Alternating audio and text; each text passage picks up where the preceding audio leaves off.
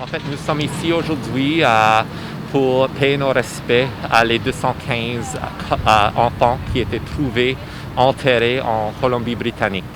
En fait, c'est pour ça que nous sommes ici aujourd'hui. C'est important qu'ils savent que oui, ça c'est partie de notre histoire, mais c'est aussi notre présent. Nous sommes toujours en train d'échapper à les besoins de les communautés autochtones ici sur le terre qu'on appelle Canada actuellement.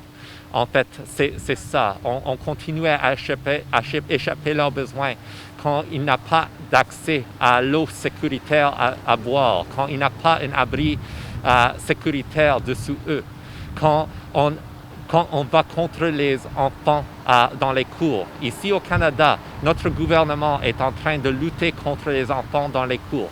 Alors, pendant que ça continue, nous sommes en train de continuer notre legacy colonial à chaque journée. Et vous en avez parlé un petit peu tantôt avec cette réponse-là, mais qu'est-ce que vous pensez que le gouvernement canadien, du côté fédéral jusqu'au côté municipal, doit faire pour améliorer cette situation ou pour juste en aller en avant d'ici? Mais pour commencer, il faut absolument qu'on ait un débat d'urgence dans les chambres de communes tout de suite. Ça, c'est le départ. Ça, c'est le minimum. Et Jagmeet Singh a demandé pour ça. On demande à Trudeau d'accepter cette invitation. On demande à Drouin de lutter pour que Trudeau accepte cette invitation-là. Mais il faut commencer là. Il faut qu'on fasse une enquête dans la situation. Il faut qu'on vérifie chaque site d'une école résidentielle pour voir s'il y a des corps enterrés. Parce que parmi moi, il y a. Mais il faut qu'on commence l'enquête tout de suite. Ces familles ont besoin ces familles ont droit à des réponses. Ils ont droit à des réponses tout de suite. Et c'est important qu'on leur donne ces réponses. Mais en même temps, c'est important qu'on arrête les luttes contre les enfants autochtones dans les cours canadiennes. Il faut qu'on assure d'eau potable pour les communautés autochtones. Il faut qu'on lutte pour des abris sécuritaires pour les communautés autochtones. Il faut qu'on respecte les accords qu'on a avec ces nations. Parce que, franchement, ça, c'est une relation diplomatique. Nous sommes une nation en train d'avoir une relation diplomatique avec d'autres nations. Il faut qu'on respecte que ça, c'est le cas. Et ça doit commencer au moins avec un débat dans la Chambre des communs. Et pour vous, d'un côté personnel, avez-vous pris le temps de contacter peut-être les communautés autochtones dans notre région pour, si vous voulez être la personne qui les présente à la prochaine élection?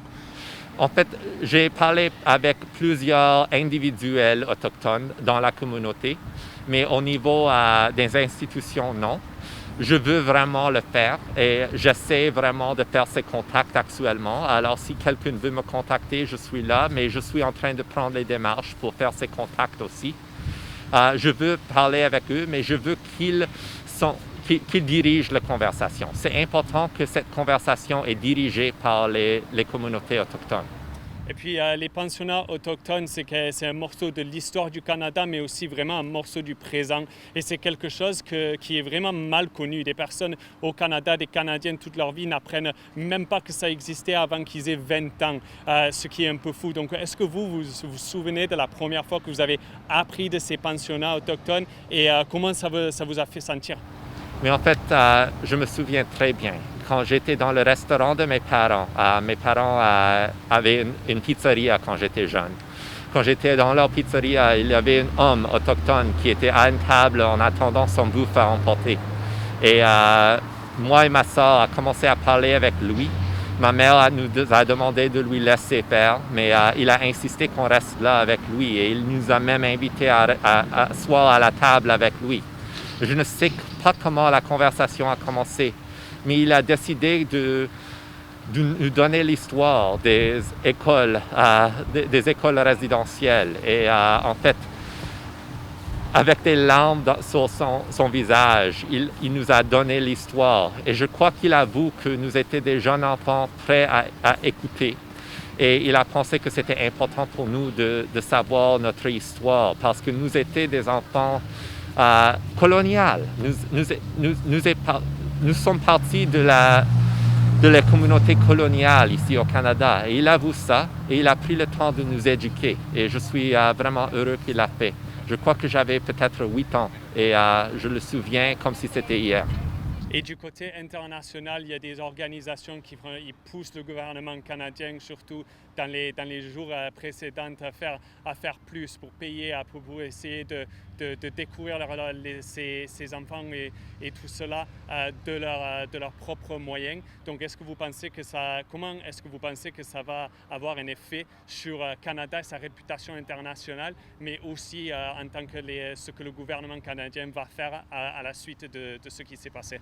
Mais on savait déjà qu'il était là. On savait déjà qu'il était là parce que c'était dans le bilan de la vérité et réconciliation, le bilan de la commission de vérité et réconciliation a fait mention des enfants enterrés à les anciennes écoles résidentielles. Alors on savait qu'il était là.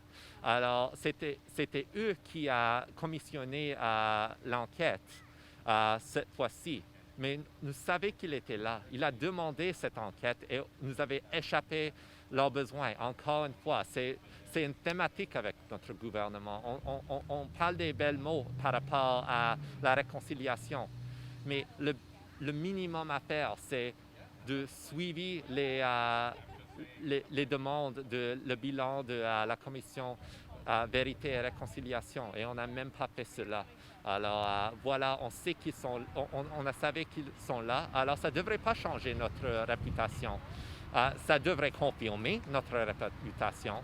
Mais notre réputation était déjà qu'est-ce qu'il était parce qu'on a savé la situation.